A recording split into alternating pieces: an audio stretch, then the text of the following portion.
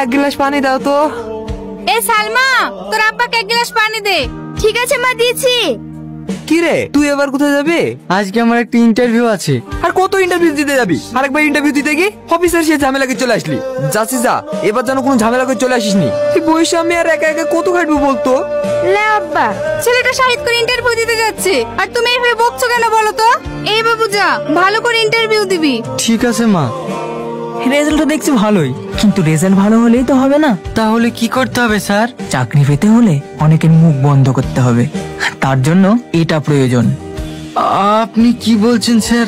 আমি তো কিছুই বুঝতে পারছি না। যদি একটু পরিষ্কার করে বলতেন খুব ভালো হতো। টাকা লাগবে, টাকা। স্যার কত টাকা লাগতে পারে? 10-12 মতো ধরে রাখ। 1000 স্যার? আরে না না, লাখ। সরকারি চেয়ারে বসে ওষুধ ব্যবসা করছেন স্যার? সরকার আপনাকে বেতন দেয় না? তোকে অত উপদেশ দিতে হবে না, টাকা দিতে পারলে তো চাকরি হবে, না হলে হবে না। আমরা বেকার যুবক স্যার, বাবা মা অনেক স্বপ্ন নিয়ে আমাদেরকে যদি ঘুষ দিয়ে চাকরি নিতে হয়, এর থেকে লজ্জার কিচ্ছু নেই স্যার। তুই এখন যা তো। আপনাকে শিক্ষা দেবো, তারপর যাব। কি শিক্ষা দিবি তুই আমাকে? এই আপনাদের মতো কিছু অসৎ অফিসারদের জন্যই পশ্চিমবঙ্গে বেকারত্ব বাড়ছে। Security, security. বলেন স্যার। এই জানোয়ারটাকে এখান থেকে নিয়ে যা তো। এই চল, এখান থেকে চল।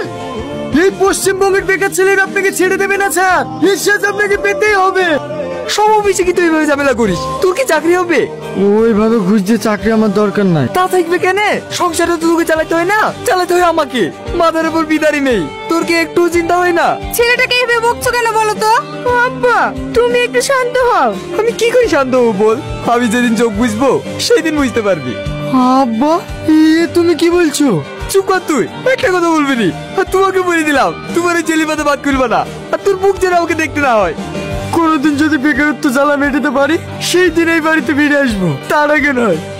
বাবু যাসনি, বাবু যাসনি, বাবু। কে বাপ তুমি? কোথায় থেকে আসছো? আমি গ্রাম থেকে এসেছি চাচা, একটা কাজের সন্ধানে। তোমাকে তো দেখে মনে হচ্ছে তুমি অনেক শিক্ষিত, তাহলে এভাবে রাস্তা রাস্তা ঘুরে বেড়াচ্ছ কেন? চাচা, আমি তো শহরে প্রথমে এসেছি, আমি তো এখানকার তেমন কিছুই চিনি না। আপনি যদি...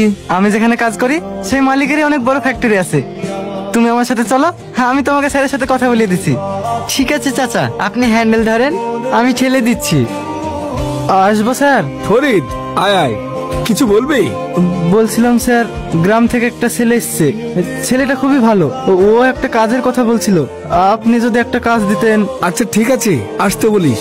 ও এসছে স্যার, বাইরে দাঁড়িয়ে আছে। ঠিক আছে, ওকে ভেতর আসতে বল। ঠিক আছে স্যার। রিয়াজ, ভেতরে আয় বাপ। বসো। আমাদের স্যার খুবই ভালো, তুমি স্যারের সাথে কথা বলো।